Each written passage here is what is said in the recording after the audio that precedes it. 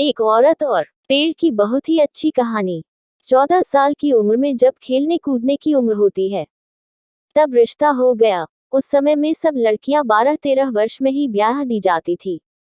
शादी का मतलब भी पता नहीं होता था, बस ये सोचकर खुश होते थे कि नए नए कपड़े मिलेंगे। माँ थी नहीं तो पिताजी ने बस जो थोड़ा सा घर का काम काज सिखाया वही आता था। शादी का दिन आया और बस सारी रस्मों के बाद विदाई का वक्त भी आ गया। रोते रोते डोली में बैठकर ससुराल पहुंच गई। इतनी आलीशान हवेली देखकर मन ही मन बहुत खुश हुई। तभी सासू माँ की आवाज आई, अरे जल्दी से कलश लाओ, बहू आ गई है। और मैंने घूंघट की आड़ से अपनी सास को देखा। आंखों से एकदम सख्त मिजाज की लग रही थी। मैं थोड़ा डर गई थी। सारी रस्में खत्म होते होते रात हो गई थी।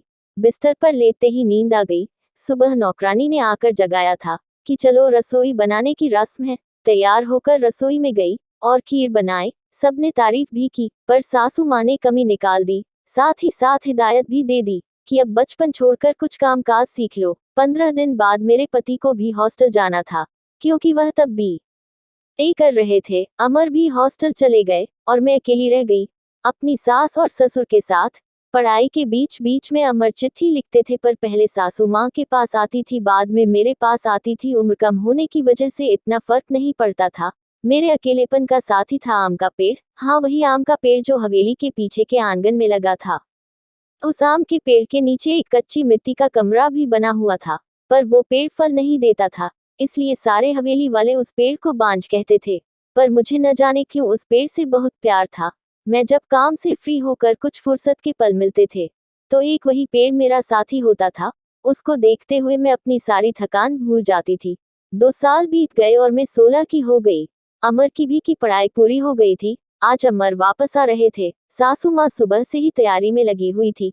खुद ही रसोई में जा जाकर सारा जायजा ले रही थी। मैं भी बहुत खुश थी कि अब मुझे अकेले नहीं रहना पड़ेगा। 16 श्रृंगार के साथ में पूर्ण स्त्री की तरह महसूस कर रही थी। आज मान का सिंदूर कुछ अलग ही लालिमा लिए हुए था। शायद वह लालिमा मेरे चेहरे पर भी दिख रही थी।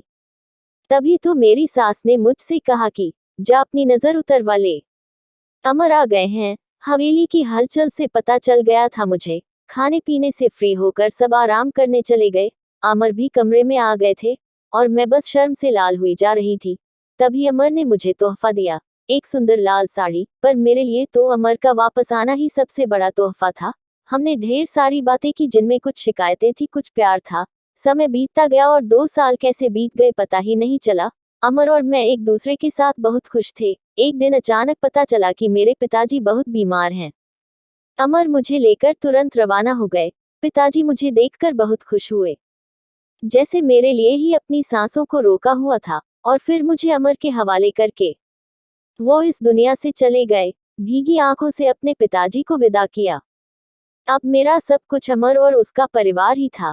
समय गुजरता गया और अमर ने अपनी लॉ की पढ़ाई भी पूरी कर ली और अब वो सरकारी वकील कहलाने लगे थे। पर भगवान ने मुझे अभी संतान का सुख नहीं दिया था। अभी तो सासू माँ दबी जुबान में बोलती थी, पर धीरे धीरे उन्होंने अपना रुख कड़ा कर लिया। अमर बहुत बिजी रहते थे अपने काम में, वो मेरे पीछे सारा दिन पड़ी रहती। धीरे धीरे सारे गांव में ये बात फैल गई कि हवेली की बहू बांझ है। तीर की तरह चुभता था ये शब्द, पर कुछ कह नहीं पाती थी। सिर्फ आंसुओं से दिल हल्का करती थी। अमर मुझे दिलासा देते थे, पर लोगों का व्यवहार अंदर ही अंदर मुझे खोखला कर रहा था। अभी मेरी उम्र ही क्या थी, सिर्फ 19 साल, और लोगों ने मुझे बांझ बना दिया। बचपन से ही शरीर से दुबली पतली थी। माँ के मरने के बाद ठीक से पालन पोषण भी नहीं हो पाया था। एक दिन अमर जब दोपहर के खाने पर घर आए तो सासू माँ ने फरमान सुना दिया कि हम अमर की दूसरी शादी करेंगे। इतना बड़ा धोखा अमर कैसे दे सकते हैं मुझे? नहीं, ऐसा नहीं हो सकता है। बत्ती बुझा दो, मुझे सोना है। अमर, कुछ बात करनी है आपसे। मैं थक गया हूँ माही, मुझे सोने दो। अमर, क्या आप दूसरी शादी करेंगे? माही, मैंने कहा ना सोने दो, मुझे थक गया हूँ। मैं तुम सब लोगों की चिक चिक सुनते सुनते, उधर माँ है और इधर तुम। मैं परेशान हो गया हूँ। मन करता है आत्महत्या कर लूं। नहीं अमर, ऐसा मत कहिए। माही ने अमर के मुंह पर हाथ रखते हुए कहा, आपके अलावा अब कौन है मेरा? माही करवट लेकर सारी रात आंसू बहाती रही और जब सुबह उठी तो एक टूटी हुई औरत बनकर, जो मजबूर होकर हर चीज से समझौता कर लेती है।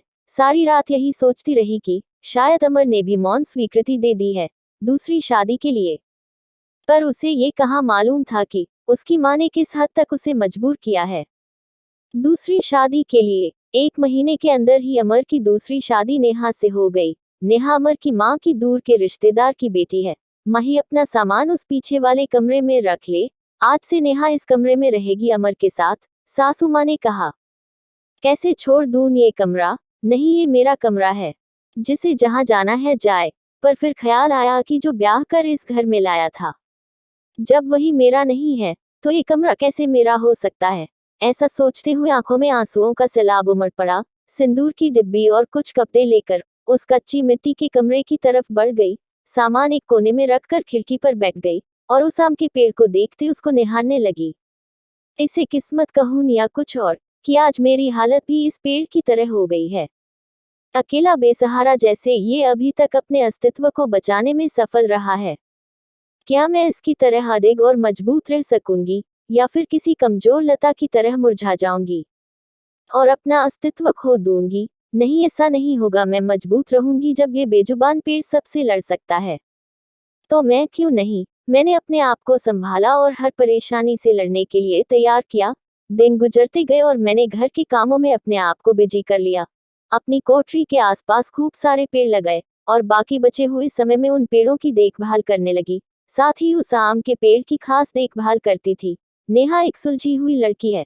वो जब भी मुझसे बात करने के लिए आती, मेरी सासू माँ उसे बहाने से बुला लेती। अमर पहले से भी ज्यादा बिजी रहने लगे थे। मुझसे बात तो करते थे, पर एक पछतावा हमेशा उनकी आंखों में दिखता था। शायद मेरी हालत देखकर बुरा लगता था उन्हें, पर माँ के खिलाफ जाने की हिम्मत नहीं जुटा पाते थे। नेहा के दिन खुशी से गुजर रहे थे और मेरे दिन बस गुजर रहे थे, और देखते ही देखते वो दिन भी आ गया जब नेहा ने खुशखबरी सुना दी कि वो माँ बनने वाली है। पूरी हवेली में त्योहार जैसा माहौल हो गया। सारे नौकरों में तोहफे बांटे जाने लगे। मैं भी बहुत खुश थी कि चलो अच्छा है, अब घर में एक नया भी मेहमान आएगा। नेहा बहुत कमजोर थी और उम्र भी 16 साल। उसे बहुत तकलीफ होती थी। अब सासू माँ का आदेश था कि उसकी अच्छे से सेवा की जाए, जिससे कि उसकी कमजोरी दूर हो सके। सारी देखभाल के बाद भी नेहा का वजन कुछ खास नहीं बढ़ रहा था। एक दिन मैंने अमर से कहा कि नेहा को शहर में किसी अच्छे डॉक्टर को दिखा लाओ, पर सासू माँ ने ये कहकर मना कर दिया कि हमारे भी बच्चे घर पर हुए हैं। और अमर की वही पुरानी आदत की अपनी माँ के खिलाफ वो जा ही नहीं सकते थे। एक दिन नेहा की तबीयत कुछ खराब होने लगी। उसकी सांस बहुत फूल रही थी। घबराकर मैंने गांव के वैद्य जी को बुलावा भेजा। वैद्य जी ने आकर कुछ दवाएं दी और खून की कमी भी बताई। और जब मैंने अमर को ये सब बताया तो सासू माँ ने मुझे नेहा से दूर रहने का आदेश दे दिया, ये कहकर कि एक बांझ की छाया भी नहीं पड़नी नेहा पर। खैर, मुझे नेहा से दूर कर दिया गया और मैं फिर से अपनी कोठरी में अकेली सारा दिन बंद रहने लगी। या ये कहूं कि अंदर ही अंदर मैं खुद भी डर गई थी कि कहीं सचमुच मेरी वजह से नेहा को कुछ न हो जाए। कुछ दिन बाद रात में नौकरों का शोर शराबा सुन के मैं आंगन की तरफ भागी। देखा तो नेहा के डिलीवरी का समय आ गया था। गांव की बूढ़ी औरतें और दाइयों को बुलाया गया। पूरी हवेली में हलचल का माहौल था। मैंने अमर की तरफ देखा, बहुत डरे हुए लग रहे थे। मैं उनके पास गई और उन्हें थोड़ा धैर्य रखने को कहा। थोड़ी देर में बच्चे की किलकारी गूंजने लगी। हम सभी की खुशी का ठिकाना नहीं था। पर तभी काकी ने बाहर आकर बताया कि नेहा की कमजोरी और खून की कमी के कारण वो नेहा को बचा नहीं पाए। बेटी को जन्म देते ही नेहा का देहांत हो गया। हाय, पोते का मुंह नहीं देख पाई मैं। अब कैसे मेरा वंश चलेगा? सासू माँ का विलाप सारी हवेली में गूंज रहा था। उस छोटी बच्ची को देखकर मेरा कलेजा फटने को होता था। ऐसे लगता जैसे वो मैं हूं। मैंने उसे कलेजे से लगा के रखा। जिनकी माँ नहीं होती वो बच्चे कुछ ज्यादा ही समझदार होते हैं। शायद जरा भी परेशान नहीं करती थी वो मुझे, बस दूध पीते ही सो जाती थी। सासू माँ का वही राग चलता रहता कि लड़कियों से वंश नहीं चलता है, पर अब शायद किसी को फर्क नहीं पड़ता था। अमर अब पहले से खुश रहने लगे थे। ऑफिस से आते ही मेरे कमरे में आते और गुड़िया को खिलाते। मुझे भी अमर को खुश देखकर अच्छा लगता था। साल बीत चुका था नेहा को गए हुए और गुड़िया को आए हुए। आज नेहा की बरसी है, हवेली में छोटी सी पूजा रखवाई है मैंने। पंडित जी के आते ही सासू माँ ने प्रश्न किया कि क्या मैं जीते जी पोते का मुंह देख पाऊंगी, और पंडित जी ने उसके लिए कुछ ग्रह शांति के उपाय बताए। सासू माँ चल दी पंडित जी को हवेली दिखाने और सारी हवेली की शुद्धि कराने। मेरी कोठरी के पास भी गई और पंडित जी को वो बांज पेड़ भी दिखाया। पेड़ देखते ही पंडित जी का मुंह बन गया और उन्होंने कहना शुरू कर दिया कि इसी मनहूस पेड़ की वजह से तुम्हारे घर में बेटा नहीं है। जितनी जल्दी हो सके इसे कटवा दो। अब मेरे बर्दाश्त की हद हो चुकी थी, पर मुझे नहीं लगा कि वो मना करेंगे, और सासू माँ ने तुरंत नौकरों को बुला लिया कि आज इस पेड़ को काट ही डालो। मुझे कुछ समझ नहीं आ रहा था कि क्या करूं, कैसे अपने सुख दुख के साथी को बचाओ। जैसे ही वो कुल्हाड़ी लेकर पेड़ काटने आगे बढ़ने लगे, मैं फुर्ती से भागकर उस पेड़ से लिपट गई और विनती करने लगी कि पेड़ को छोड़ दो, पर वो लोग नहीं मान रहे थे। मैं रोती जा रही थी, पर किसी को तरस नहीं आ रहा था। तभी किसी ने मुझे खींचकर धक्का दिया और मेरा सिर पत्थर से टकरा गया। सिर से खून की धार निकल रही थी। ये देखकर अमर से रहा नहीं गया और उन्होंने सबको वहां से हटा दिया और तुरंत मुझे अस्पताल ले गए। मरहम पट्टी के बाद मुझे कुछ होश आया। डॉक्टर साहिबा सामने खड़ी थी और अमर को कुछ समझा रही थी। सासू माँ भी वहीं थी और उनके चेहरे से पता चल रहा था कि उन्हें अपने किए पर अफसोस है। डॉक्टर, क्या अब हम इसे घर ले जा सकते हैं? अमर ने पूछा। हाँ, अब आप इन्हें ले जा सकते हैं, पर ख्याल रखिएगा कि अब ऐसा दोबारा न हो, क्योंकि ऐसी हालत में ऐसे गिरना ठीक नहीं होता। ऐसी हालत? डॉक्टर, क्या हुआ है इसे? अमर ने घबराते हुए डॉक्टर से पूछा। अरे, आप लोगों को नहीं पता, अब ये माँ बनने वाली हैं, तो इनका अच्छे से ख्याल रखिएगा। ये सुनकर किसी को भी यकीन नहीं हुआ। सब बस एक दूसरे को देखे जा रहे थे और मैं तो बिल्कुल यकीन नहीं कर पा रही थी। सासू माँ की आंखों में पछतावे के आंसू थे। मेरे सर पर हाथ रखकर बस इतना ही कह सकी कि मुझे माफ कर दो, और मैं मुस्कुराकर उनसे लिपट गई, जैसे मैं अपनी माँ से लिपटी हूँ। पूरे 9 महीने मेरी सासू माँ ने मेरा बहुत ख्याल रखा और मैंने उस पेड़ का। आज मेरी डिलीवरी होनी थी। सासू माँ समय से मुझे अस्पताल ले गई, ताकि जो गलती उन्होंने नेहा के समय की थी वो अब न हो। बधाई हो, आपके पोता हुआ है। नर्स ने सासू माँ को खबर सुनाई और सासू माँ ने हाथ से अंगूठी निकालकर नर्स को दी। वो खुश थी, पर इस वजह से नहीं कि पोता हुआ है, बल्कि इस बात पर कि मैं बिल्कुल ठीक हूँ। हवेली में धूमधाम हो गई थी। सब खुश थे कि हमारा परिवार पूर्ण हो गया था बेटी और बेटे के आने से, और एक खुशी कहीं और भी पनप रही थी। वो शाम के पेड़ में फला रहे थे।